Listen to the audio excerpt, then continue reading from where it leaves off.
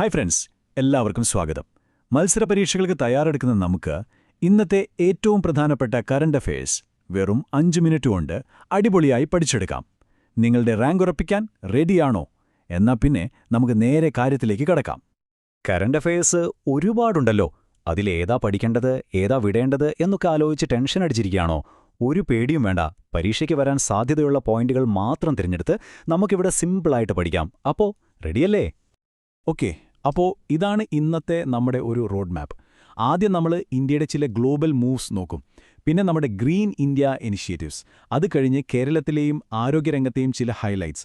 അവസാനം എല്ലാം ഒന്നുകൂടി ഉറപ്പിക്കാൻ ഒരു റാപ്പിഡ് ഫയർ റിവിഷനും നിങ്ങൾ എത്രത്തോളം പഠിച്ചു എന്ന് നോക്കാൻ ഒരു ചെറിയ ടെസ്റ്റും. അപ്പോൾ നമുക്ക് തുടങ്ങിയാലോ?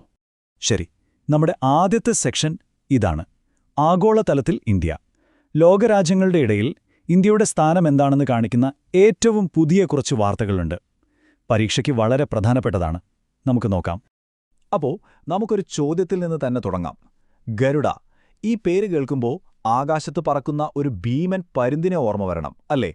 അപ്പോൾ ഈ ഗരുഡ അഭ്യാസത്തിൽ ഇന്ത്യയുടെ കൂടെയുള്ള ആ വിദേശ ശക്തി ആരാണ്? ഒന്ന് ആലോചിച്ച് നോക്കിയേ. ഉത്തരം കിട്ടിയോ? അത് ഫ്രാൻസാണ്. ഇത് വളരെ പ്രധാനപ്പെട്ട ഒരു പോയിന്റാണ്. ശ്രദ്ധിച്ച് കേൾക്കണം. ഗരുഡ എന്ന് കേൾക്കുമ്പോൾ ഫ്രാൻസിന്റെ റഫാൽ യുദ്ധവിമാനം ഓർത്താൽ മതി. ഗരുഡനും റഫാലും ആകാശത്തെ രാജാക്കന്മാരല്ലേ? അപ്പോ ഗരുഡ എന്ന് പറഞ്ഞാൽ ഇന്ത്യയും ഫ്രാൻസും. പിന്നെ ഇതെവിടെയാണ് നടന്നത്? രാജസ്ഥാനിലെ ജോധ്പൂരിൽ. ഈ 3 കാര്യങ്ങളും മനസ്സിലുറപ്പിക്കുക.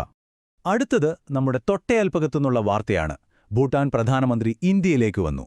ഒരുപാട് കാര്യങ്ങൾ ചർച്ച ചെയ്തു. പക്ഷേ നമ്മുടെ പരീക്ഷയ്ക്ക് വേണ്ട പോയിന്റ് എന്താണ്? അതാണ് ജലവൈദ്യുത പദ്ധതികൾ. ഭൂട്ടാൻ പ്രധാനമന്ത്രിയുടെ സന്ദർശനം എന്ന് കേട്ടാൽ ഉടൻ നിങ്ങളുടെ മനസ്സിൽ വരേണ്ട വാക്ക് ഹൈഡ്രോ ഇലക്ട്രിക് പ്രോജക്റ്റ് എന്നാണ്. ഓക്കെ അല്ലേ? ഇനി സ്ക്രീനിലേക്ക് നോക്കൂ. ഈ നമ്പർ 4 വളരെ പ്രധാനപ്പെട്ടതാണ്. എന്താണിത്? മറ്റ് രാജ്യങ്ങളിലുള്ളവർക്ക് ഭൂമിയിൽ ഇൻവെസ്റ്റ് ചെയ്യാൻ ഏറ്റവും ഇഷ്ടമുള്ള രാജ്യങ്ങളിൽ ഇന്ത്യ ഇപ്പോൾ 4ാം സ്ഥാനത്താണ്. ഈ റാങ്കിങ്ങും റിപ്പോർട്ടുകളും പരീക്ഷയുടെ ഒരു സ്ഥിരം ഐറ്റമാണ്. അതുകൊണ്ട് ഈ 4ാം റാങ്ക് മറന്നുപോകരുത്. ഓക്കെ, ഇനി നമുക്ക് അടുത്ത സെക്ഷനിലേക്ക് പോകാം. സെക്ഷൻ 2: ഹരിത ഇന്ത്യ പദ്ധതികൾ. ലോകത്തിന്റെ മുന്നിൽ വളർന്നാൽ മാത്രം പോരല്ലോ, നമ്മുടെ പ്രകൃതിയെയും സംരക്ഷിക്കണം. അപ്പോൾ ഇന്ത്യയുടെ ഭാവിക്കു വേണ്ടിയുള്ള 2 കിടിലൻ ഗ്രീൻ പ്രോജക്റ്റുകൾ ഏതൊക്കെയാണെന്ന് നോക്കാം. ആദ്യത്തെ പദ്ധതിയാണ് സൗരശക്തി മിഷൻ 2.0. നമ്മുടെ ഫോണിലൊക്കെ സോഫ്റ്റ്വെയർ അപ്ഡേറ്റ് വരാറില്ലേ? ഒരു പുതിയ വെർഷൻ. അതുപോലെ ഇത് സൗരശക്തി മിഷന്റെ ഒരു അപ്ഡേറ്റഡ്, കൂടുതൽ പവർഫുൾ വെർഷനാണെന്ന് ഓർത്താൽ മതി. ലക്ഷ്യം സിമ്പിളാണ്: കൂടുതൽ സോളാർ പാനലുകൾ വെച്ച് സൗരോർജ്ജം ഉൽപ്പാദിപ്പിക്കുക. ഇനി ഞാൻ പറയാൻ പോകുന്നത് ശ്രദ്ധിച്ചു കേൾക്കണം. ഇത് ഷുവർ ക്വസ്റ്റ്യനാണ്. മാർക്ക് ചെയ്ത് വെച്ചുള്ളൂ. സൗരശക്തി മിഷന്റെ ലക്ഷ്യം എന്താണ്? 2030ഓടെ 500 ജിഗാവാട്ട് പുനരുപയോഗ ഊർജ്ജം. ഈ 500 ജിഗാവാട്ട് എന്ന നമ്പരും 2030 എന്ന വർഷവും മനസ്സിലങ്ങ് പതിപ്പിച്ചോളൂ. ഇത് ഉറപ്പായും ചോദ്യപേപ്പറിൽ കാണും. ഇനി നമ്മൾ കേരളത്തിലേക്ക് വരികയാണ്. നമ്മുടെ അഭിമാന പദ്ധതി മാതൃകാവനം. പേര് കേൾക്കുമ്പോൾ തന്നെ ഒരു സ്നേഹം തോന്നുന്നില്ലേ? അമ്മമാരുടെ കാട്. ഇതിന്റെ ഏറ്റവും വലിയ പ്രത്യേകത എന്താണെന്നറിയുമോ? ഇത് മുഴുവനായും മാനേജ് ചെയ്യുന്നത് സ്ത്രീകളാണ്. അപ്പോൾ പരിസ്ഥിതി സംരക്ഷണവും നടക്കും, സ്ത്രീ ശാക്തീകരണവും നടക്കും. 10 പുതിയ വനങ്ങളാണ് ലക്ഷ്യം. ഓക്കെ, അടുത്ത സെക്ഷൻ. ഇവിടെ നമ്മൾ കേരളത്തിന് കിട്ടിയ ഒരു പ്രധാന അവാർഡിനെക്കുറിച്ചും ആരോഗ്യവുമായി ബന്ധപ്പെട്ട ഒരു പ്രധാന ദിവസത്തെക്കുറിച്ചുമാണ് പഠിക്കാൻ പോകുന്നത്. ഈ ഭാഗത്തു നിന്നും ചോദ്യങ്ങൾ പ്രതീക്ഷിക്കാം. നമുക്കെല്ലാവർക്കും അറിയാം, കേരളം ഡിജിറ്റൽ കാര്യങ്ങളിൽ ഒരുപാട് മുന്നിലാണ്. അതിനൊരു ദേശീയ അംഗീകാരം കിട്ടിയിരിക്കുകയാണ്. സർക്കാർ സേവനങ്ങളൊക്കെ നമുക്കിപ്പോൾ ഓൺലൈനായിട്ട് കിട്ടുന്നില്ലേ? അതാണ് ഗവേണൻസ്. അതിലെ മികവിനാണ് നമ്മുടെ കേരള IT മിഷന് അവാർഡ് കിട്ടിയത്. അപ്പോൾ ഓർക്കുക, ഡിജിറ്റൽ കേരള പുരസ്കാരം, കേരള IT മിഷൻ. അടുത്തത് ഒരു പ്രധാന ദിനമാണ്, ലോക വൃക്ക ദിനം. ഇവിടെ ഒരു ചെറിയ ട്വിസ്റ്റുണ്ട്. ഇതിനൊരു ഫിക്സഡ് ഡേറ്റ് ഇല്ല. മാർച്ച് മാസത്തിലെ 2ാമത്തെ വ്യാഴാഴ്ചയാണ് ഇത് ആചരിക്കുന്നത്. പരീക്ഷയ്ക്ക് നമ്മളെ കൺഫ്യൂഷനാക്കാൻ ഇങ്ങനെയുള്ള ചോദ്യങ്ങൾ വരാം. അപ്പോൾ അതൊന്ന് ശ്രദ്ധിച്ചോളൂ. ശരി, നമ്മളിപ്പോൾ കുറേ കാര്യങ്ങൾ പഠിച്ചു. ഇനി അതെല്ലാം തലച്ചോറിലൊന്ന് സെറ്റാക്കണ്ടേ? അതിനാണ് നമ്മുടെ റാപ്പിഡ് ഫയർ റിവിഷൻ. അടുത്ത 1 മിനിറ്റ് ഫുൾ ശ്രദ്ധ ഇവിടെ വേണം.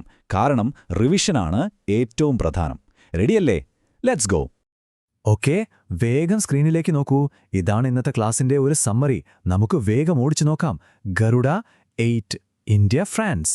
സൗരശക്തി 2.0, 500 GW by 2030. ഭൂട്ടാൻ പ്രധാനമന്ത്രി ഹൈഡ്രോ ഇലക്ട്രിക് പ്രോജക്റ്റ്. ഇന്ത്യയുടെ റാങ്ക് 4. മാതൃകാവനം, സ്ത്രീകൾ നയിക്കുന്നത്. ഡിജിറ്റൽ കേരള പുരസ്കാരം, കേരള IT മിഷൻ. വേഗം ഇതിന്റെ ഒരു സ്ക്രീൻഷോട്ട് എടുത്തു വെച്ചോളൂ. പരീക്ഷയ്ക്ക് പോകുന്നതിന് മുൻപ് ഇത് മാത്രം നോക്കിയാൽ മതി. റിവിഷനും കഴിഞ്ഞു. ഇനി നിങ്ങളുടെ ടേണാണ്. നിങ്ങൾ എത്രത്തോളം പഠിച്ചു എന്ന് നമുക്കൊന്ന് ടെസ്റ്റ് ചെയ്യാം. പേനയൊന്നും വേണ്ട, മനസ്സിൽ ഉത്തരം പറഞ്ഞാൽ മതി. ഞാൻ ചോദ്യം ചോദിക്കും, നിങ്ങൾ ഉത്തരം പറയണം. സ്റ്റാർട്ട് ചെയ്യാം അല്ലേ? ഒന്നാമത്തെ ചോദ്യം, ഗരുഡ 8 എന്ന വ്യോമാഭ്യാസം ഇന്ത്യയും ഏത് രാജ്യവും തമ്മിലായിരുന്നു? റഫാൽ വിമാനത്തിന്റെ കാര്യം ഓർത്താൽ മതി. കിട്ടിയോ? അതെ, ഫ്രാൻസ്. ശരിയുത്തരം കിട്ടിയെങ്കിൽ വെൽ ഡൺ. അടുത്ത ചോദ്യം. ഞാൻ പ്രത്യേകം പറഞ്ഞിരുന്നു ഇത് ഉറപ്പായും വരുമെന്ന്.